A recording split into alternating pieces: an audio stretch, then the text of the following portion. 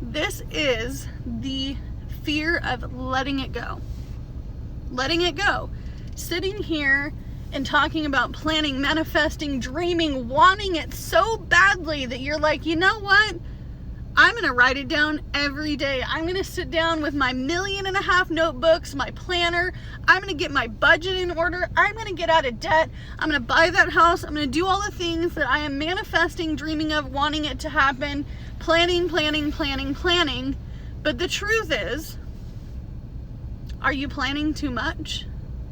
Are you biting off more than you can chew out of fear of letting it go? Are you going to let it go? Because I know there are times I can't. I have anxiety, depression, fear. I live in failure land where I am constantly thinking of all the things that I'm failing. I'm failing at life. I'm failing at being a mother, a wife, a financial stable person. I am worrying about all of my future self stuff. Am I going to buy a house? Am I going to get out of debt? Am I going to be doing all the things that I wanted to do? Am I going to go on that trip? Am I going to ever get in this car and drive? Am I ever going to do it? It's like that movie Rudy. If you've watched it with Sean Astin in it, you know. He was planning and manifesting and dreaming of a life that he was told he would never get. He had that teacher when he got on the bus that told him, you're just not good enough. And I think society has brought us there. You're not good enough. You're not working hard enough. You're not making enough money. You are not doing the things that the American dream would tell you to do. You are no longer in a situation where you can do all these dreaming things. I dream of owning a home outside of this manufactured home park because ultimately I was homeless. I was sleeping in my car. I got into an apartment. Now I'm in this manufactured home and I'm trying to dig my way out. I'm like, I got to get out of debt. I got to buy a house. I got to do all these things. I need to get it all under control today because that's how my mind has been going. It's the fear of letting it go. The anxiety, the depression, the fear of the failure, of being a failure, a true failure, meaning that I fell on my face and now my life is kind of in the gutter. Right? I could have, should have, would have. Right? Stop. Just stop. Stop. It's time to let it go. It's time to rethink the plan. Rethink it all. Because stopping doesn't necessarily mean you're failing. It means that you're letting it go. Letting it go. You don't have complete control.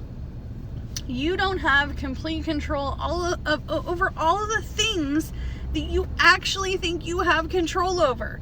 There are so many people out there in this world who are like, if I did this, that, the other thing, and if I did all of these steps in the order in which it was supposed to go, I would be in such a better situation, right? I'm going to control what I buy at the grocery store. Easy. I'm going to control how I turn on my lights, how much water I use. I'm going to sit here and I'm going to drive an old car because I don't want a payment and or I want to pay off my payment.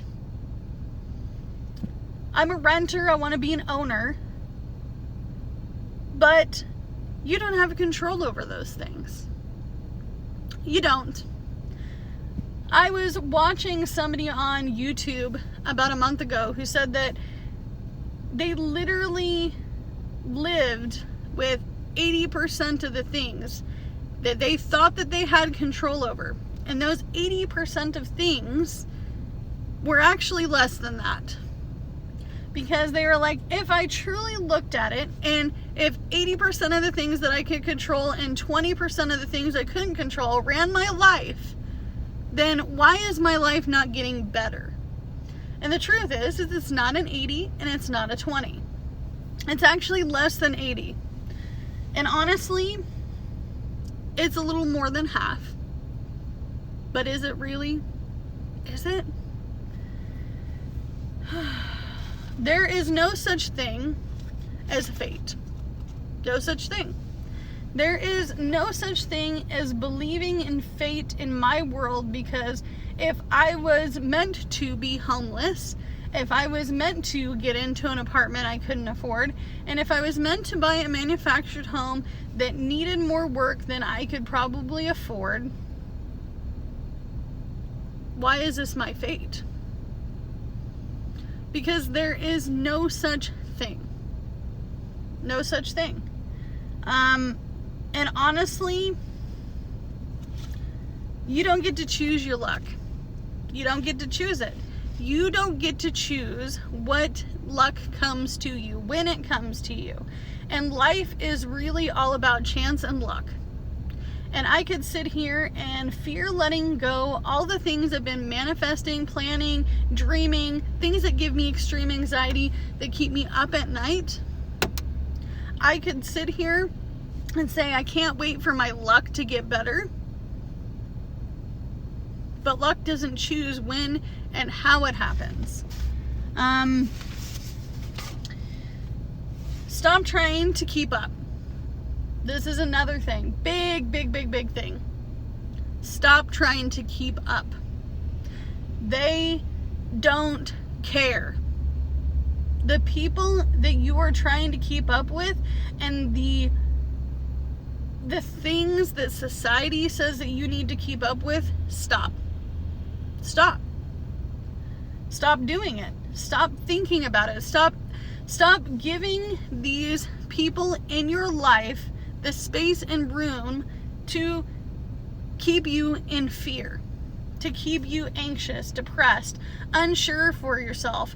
I don't know whether I'm coming or going, and I'm living one trend to another to try this, to do that. The biggest one is high yield savings accounts. In my world, if you could have got a savings account, you put it in there and it's a high yield, and now my high yield has changed and I'm not getting as much money anymore, and Jones's over here was not telling you the truth the whole time. They were not telling you the truth the whole time.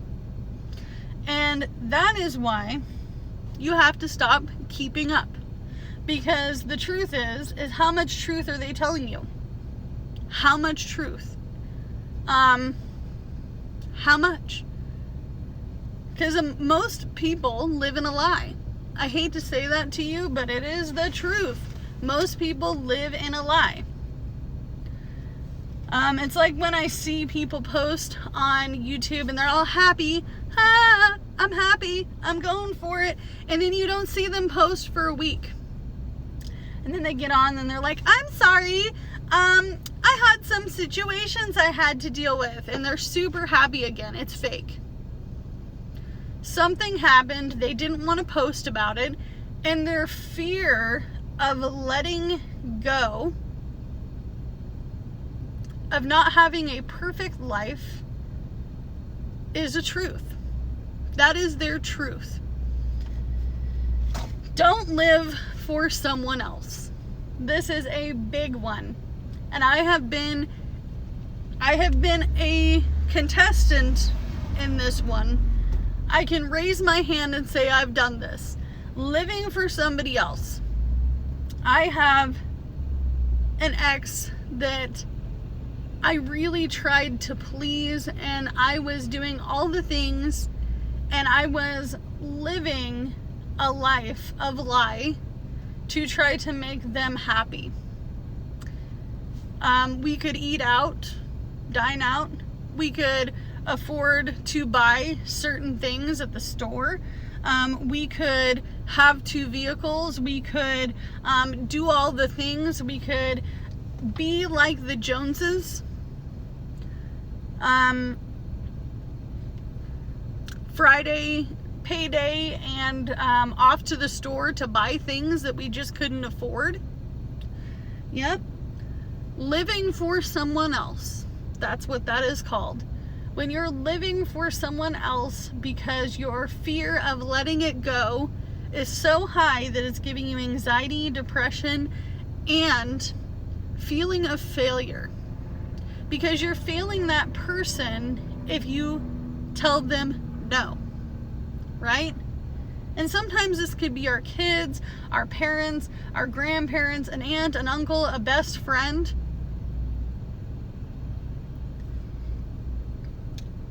Keep your plans quiet. You guys haven't seen my full plan. You haven't seen my full plan because I've been dreaming and manifesting it for a while now. Do I know if it's going to come true? No. So I'm going to keep some of my plan absolutely quiet. And the big part of this plan has absolutely nothing to do with you. Nothing. And sometimes when we're planning things and we're like, this is going to happen today and I'm going to make it happen and this is how I'm going to do it. And we spoke all of these truths that we're dreaming and manifesting about, but it didn't actually happen because you went ahead of yourself. You talked too much about the plan that you were going to do and it became untrue.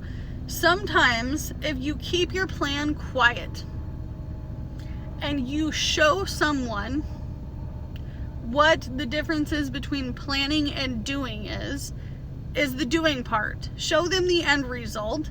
Don't give them all of your steps and your kindness and all of your direction in which you are going in.